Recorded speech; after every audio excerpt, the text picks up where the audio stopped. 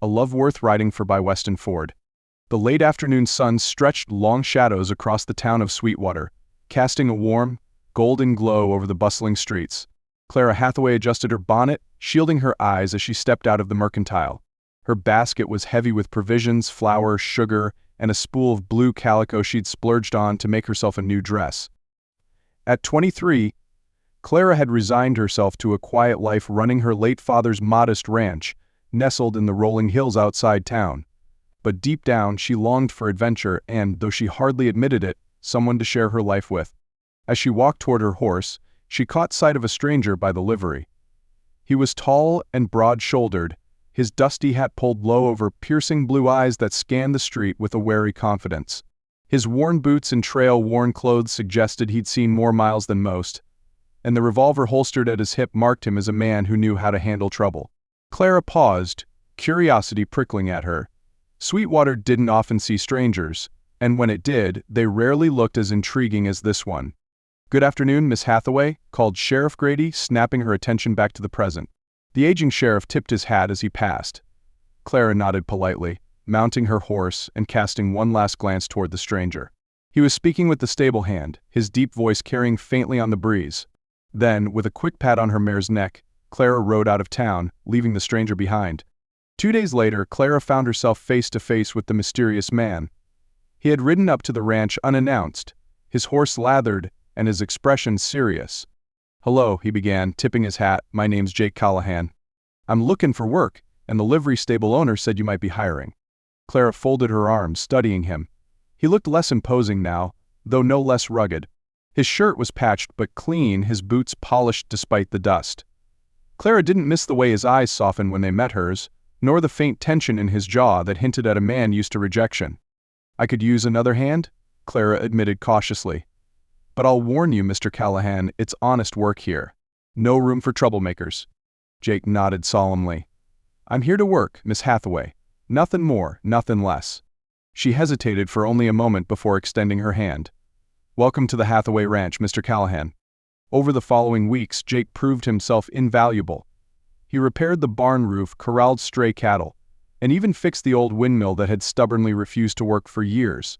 Clara couldn't help but admire his dedication, though she remained wary of his guarded past.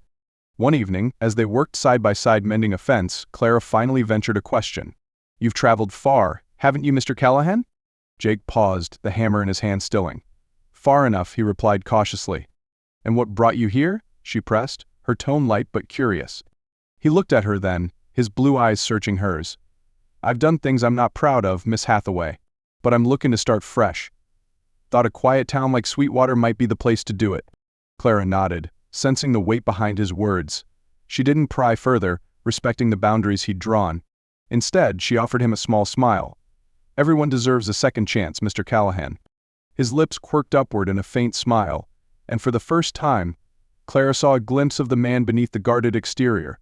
Sweetwater's peaceful routine shattered one fateful afternoon when a gang of outlaws rode into town.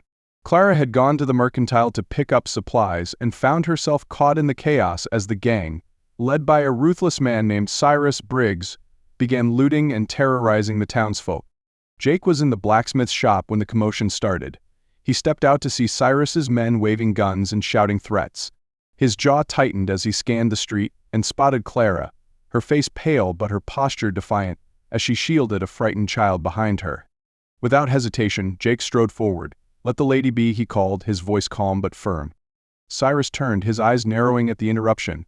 "And who might you be?" he sneered. "Just a man who doesn't take kindly to bullies," Jake replied evenly. The standoff was tense, but before it could escalate, Sheriff Grady arrived with his men. Outnumbered, the gang retreated, vowing to return. Clara exhaled shakily, her gratitude evident as she glanced at Jake. "Thank you," she murmured. He tipped his hat. "Just doing what's right." The incident brought Clara and Jake closer.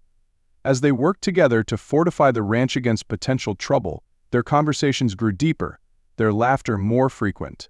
Clara found herself drawn to Jake's quiet strength, while he admired her resilience and kindness.